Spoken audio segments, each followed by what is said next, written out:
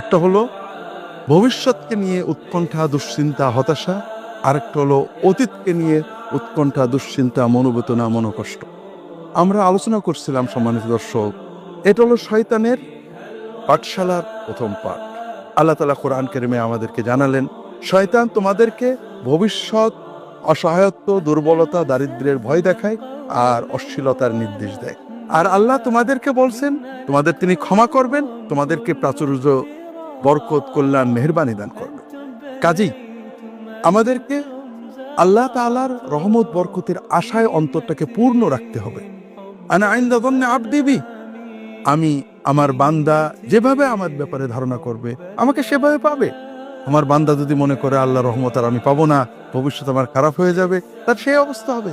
আর বান্দা যদি আল্লাহ তাআলার উপর আস্থা রাখে যে অবশ্যই আল্লাহ তাআলা আমাকে এতদিন ভালো রেখেছেন, আল্লাহ তাআলা আমাকে অবশ্যই ভবিষ্যতে ভালো রাখবেন,